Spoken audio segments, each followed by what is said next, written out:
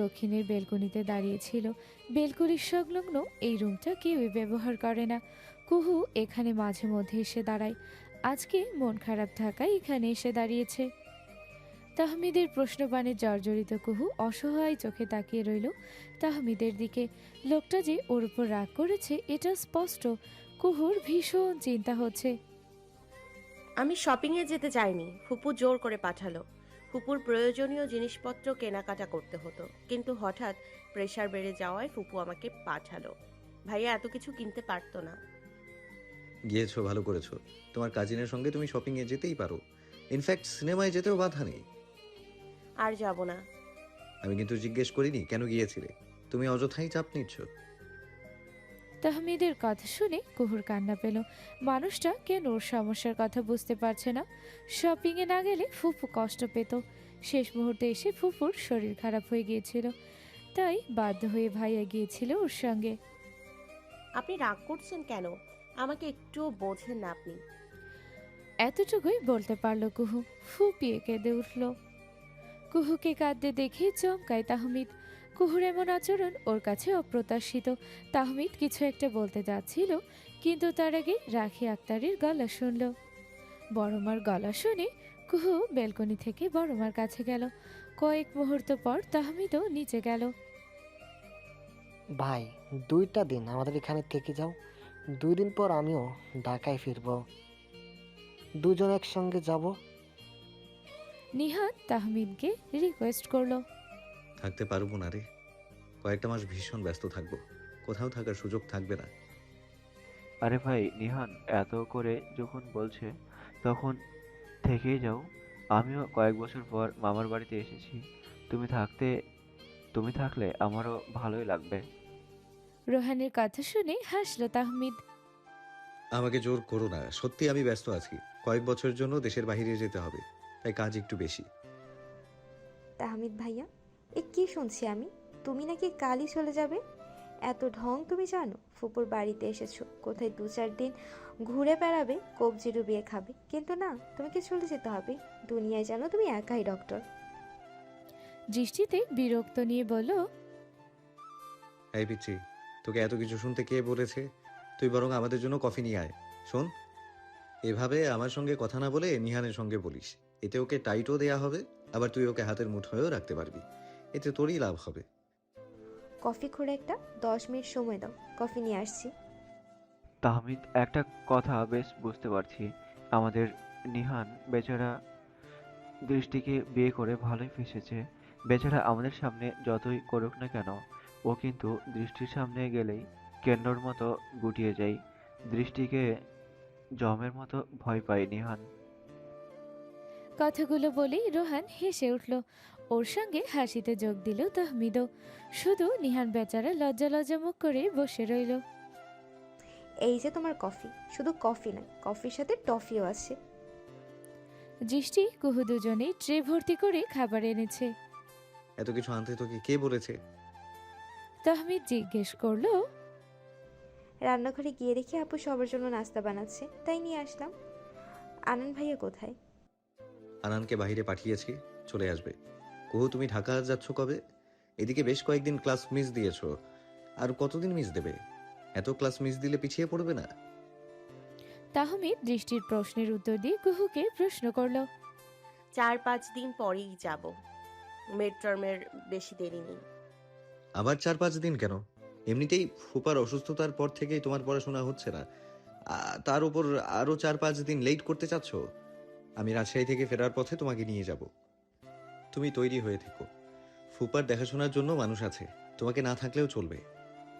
তাহমিদের কথা শুনে অবাক হয়ে গেছে কুহু। সে কখনোই জনসম্মুখে কুহুর সঙ্গে এভাবে কথা বলেনি। আজ তার কি হয়েছে? তবে কুহু প্রশ্নটা করার সাহস পেল না। পাছে যদি সে রাগ করে, মুখ ফুটে শুধু বলল। আমি তৈরি থাকবো। তাহমিদের কথায় অধিকার বোধে দেখা মিলল। রোহান প্রথমে তাকায় কুহুর দিকে। কুহুর চেহারায় স্বস্তির ছাপ, চোখ এড়ালো না ওর। এরপর রোহান তাকায় তাহমিদের দিকে। তাকিয়েই রইল এক দৃষ্টিতে। তাহমিদ কিছু একটা বলার জন্য তাকাতেই রোহানের সঙ্গে ওর চোখাচোখি হলো। রোহানের চোখে তখন হাজারো প্রশ্নেরা ভিড় করেছে। তাহমিদ সেটা বুঝতে পারল, তাই মৃদু হেসে চোখের ইশারায় বুঝিয়ে দিল কুহু ওরকে। উত্তর পেয়ে মলিন হাসল রোহান, নিজেও চোখের ইশারায় বুঝিয়ে দিল ঠিক আছে।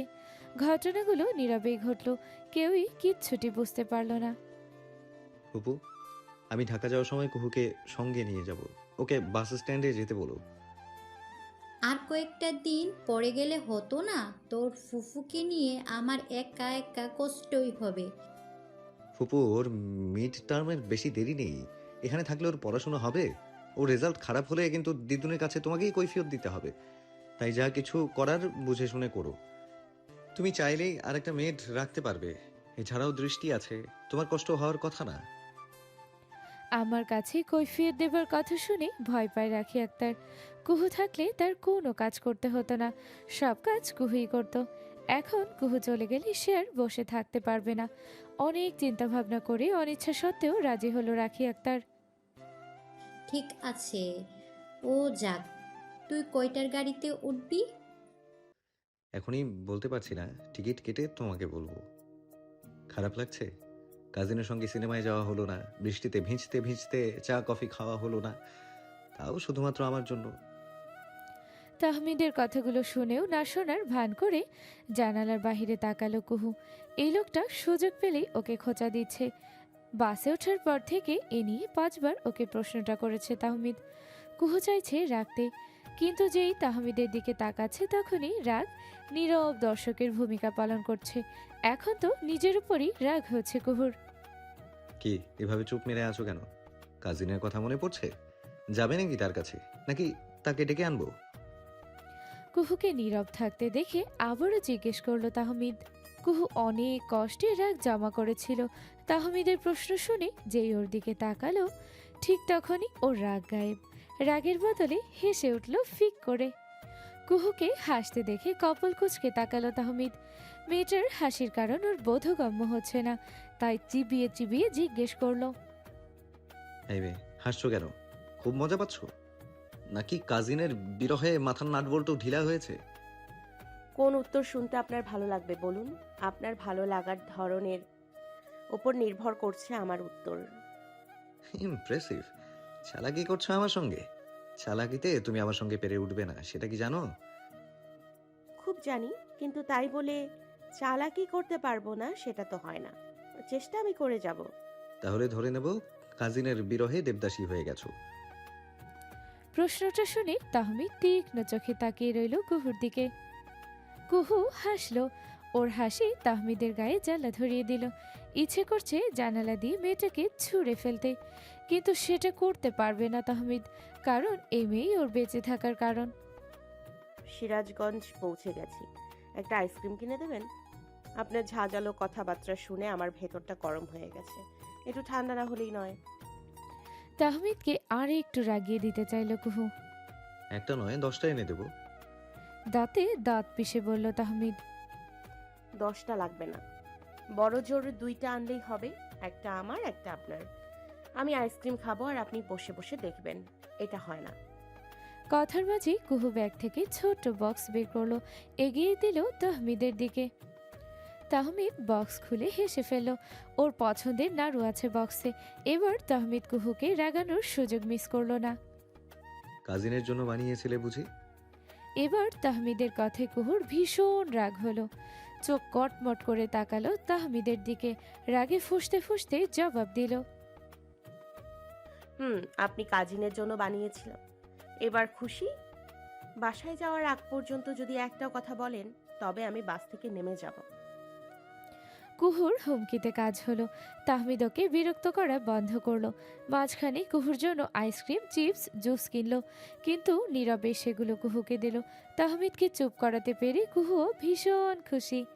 ও একটু পরপর তাহমিদকে দেখছে আর হাসছে, তবে সেটা গোপনে। ভাবি, আপনাদের বাসায় সেদিন একটা মেয়েকে দেখলাম, শ্যামলা গায়ের রং মেয়েটির, চেহারায় মায়াবী ভাব, আবার বেশ শান্তও মনে হচ্ছিল। কে মেয়েটি? রাশেদিন বাড়ির ড্রয়িং রুমে বসে তাহমিনা আক্তারকে জিজ্ঞেস করলো তাদেরই একজন প্রতিবেশী। মেয়েটি কি পড়াশোনা করে? বুয়েটে পড়ছে। ভাবি, আমার ভাইয়ের ছেলেকে বিয়ে করাবো। মেয়েও দেখছি। আপনি মেয়েটার বাবার ফোন নাম্বারটা দিতে পারবেন? মেয়েটাকে আমার মনে ধরেছে। ওর তো বাবা মানেই ভাবি, কয়েক বছর আগেই মারা গেছে। আপনাকে রাখি হাজবেন্ডের সঙ্গে কথা বলতে হবে। ঠিক আছে, ওনার ফোন নাম্বারটা দিন, আমি কথা বলবো। তাহমিনা আক্তার ভদ্রমহিলাকে নিয়াজ মাহমুদের নম্বর দিলেন। আপনি এখানে? এমন দেখাচ্ছে কেন আপনাকে? ক্লান্ত বিধ্বস্ত তাহমিদকে দেখে অবাক হয়ে জিজ্ঞেস করলো কুহু। রিক্সা থেকে নামতেই তাহমিদকে ওর বিল্ডিং এর সামনে দাঁড়িয়ে থাকতে দেখে সত্যি অবাক হয়েছে কুহু। এসো। তাহমিদ সোজা নিজের গাড়ির দিকে যায়। কুহু বুঝলো তাহমিদ ওকে গাড়িতে উঠতে বলছে। বাধ্য মেয়ের মতো কুহু এগিয়ে গেল গাড়ির দিকে। তাহমিদ ততক্ষণে গাড়িতে উঠে পাশের দরজা খুলে দিয়েছে। কুহু কোনো প্রশ্ন না করে গাড়িতে উঠল। গাড়িতে উঠে কুহু আর চোখে তাকালো তাহমিদের দিকে। লোকটার হাবভাব ওর ভালো লাগছে না। কিসের এত টেনশন করছে সে? বাসা থেকে কিছু দূর গিয়ে একটা পার্কে গাড়ি থামালো তাহমিদ। নিজে বেরিয়ে এসে কুহুর পাশে দরজা খুলে দিল। কুহু এবারেও বাধ্য মেয়ের মতো গাড়ি থেকে বেরিয়ে আসলো। ঘাসের ওপর বসে অস্থির হয়ে একের পর এক ঘাসের ডগা ছিঁড়ছে তাহমিদ। কুহু ভ্রুকুচকে তাহমিদের কাণ্ডকরখানা দেখছে। অনেকক্ষণ নীরব থাকার পর আবারও জিজ্ঞেস করলো তাহমিদকে। কি হয়েছে আপনার? এমন অস্থির হয়ে আছেন কেন? তোমার চাচা যদি তোমাকে বিয়ে দিতে চায় তবে রাজি হবে তুমি? ধরো পাত্র বিসিএস ক্যাডার, স্বনামধন্য কলেজের শিক্ষক, এক্ষেত্রে তোমার মতামত কি হবে? তাহমিদের কথা শুনে কুহুর বুক ধুকপুক করে উঠল। তবে কি ওর বিয়ের কথা চলছে? চাচিও কি রাজি হয়েছে? তাহমিদের প্রশ্নের কি জবাব দেবে কুহু? চাচা যদি ওকে আদেশ করেন তবে কুহু কখনোই তার আদেশ অমান্য করতে পারবে না। কিন্তু সেক্ষেত্রে এই মানুষটাকে কষ্ট দিতে হবে, যেটা কুহুর পক্ষে অসম্ভব। কিন্তু চাচার কথা অমান্য করার সাধ্য যে কুহুর নেই। এদিকে তাহমিদ উত্তরের আশায় কুহুর দিকে তাকিয়ে আছে, কিন্তু কুহু মাথা নিচু করে বসে আছে। কান্না লুকানোর চেষ্টা করছে মেয়েটা। অনেকক্ষণ পরও যখন কোনো জবাব পেল না তাহমিদ, তখন ও দীর্ঘশ্বাস ফেলে উঠে দাঁড়ালো।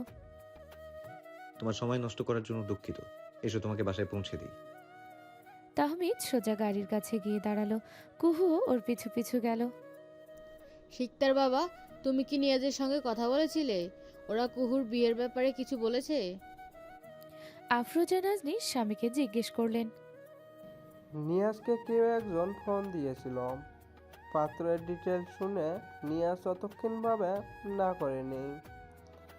আনানকে দিয়ে পাত্র এবং তার পরিবারের সম্পর্ক খোঁজ খবর নিয়ে তারপর জানাবো। সব কিছু ভালো হলে নিয়াজ বোধহয় রাজি হবে, এমনটাই মনে হলো ওর কথা শুনে।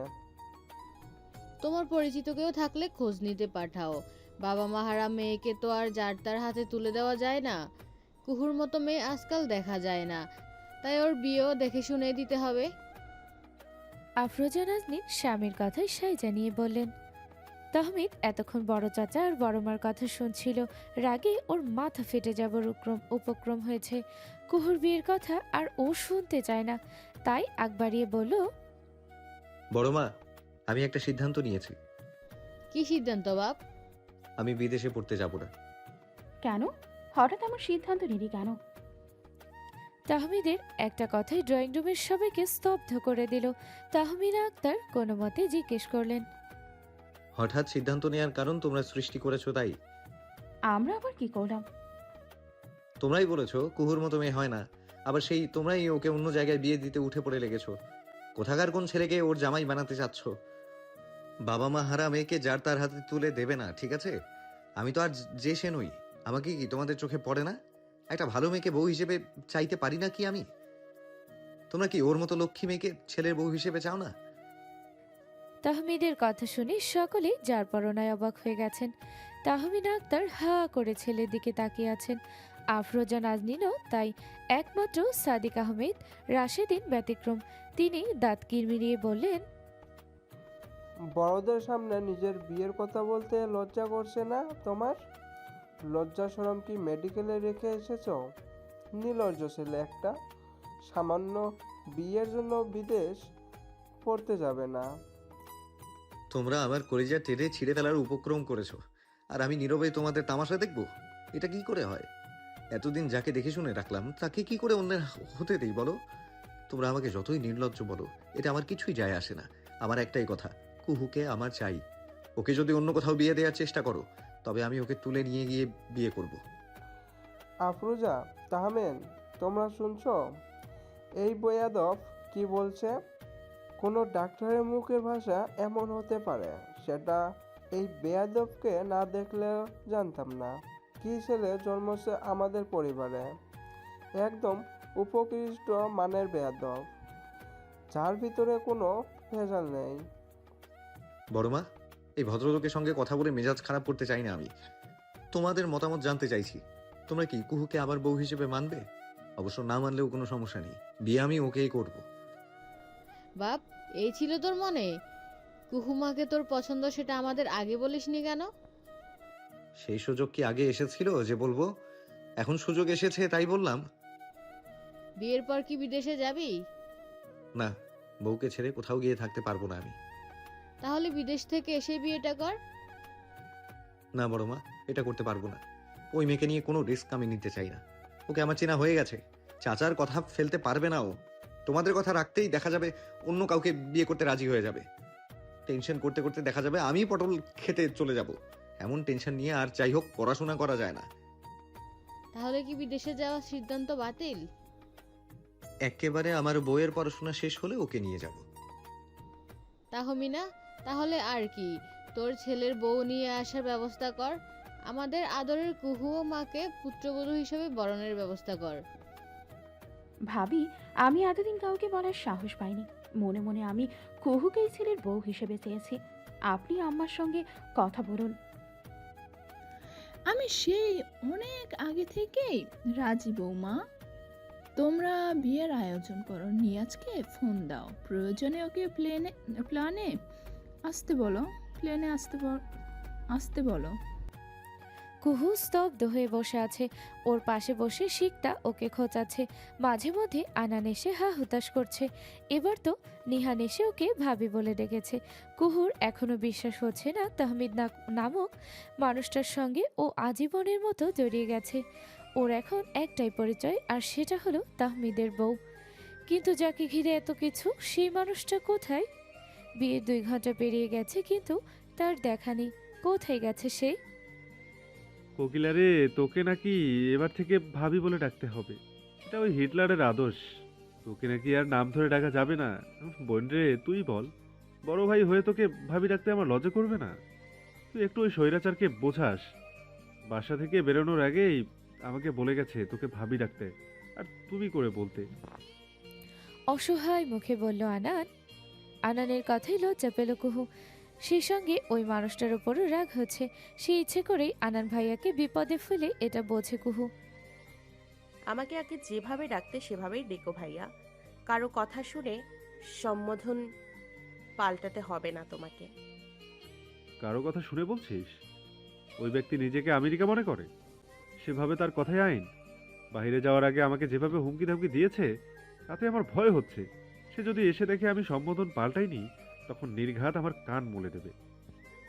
এত ভয় পাচ্ছ কেন ভাইয়া? তুমি তাকে বলবে সে যেন তোমাকে ভাইয়া ডাকে, কারণ তুমি আমার বড় ভাই। এতটুকু সম্মান তার কাছে পাও তুমি। উফ, বাঁচালি আমাকে।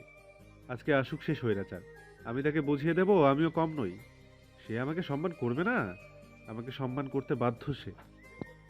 আনানের ভাবভঙ্গি দেখে শিকটা হেসে বিছানায় লুটিয়ে পড়ল। কুহুও হাসছে মিটিমিটি। রাত 1টা বেজে গেছে, অথচ তুমি এখনো জেগে আছো।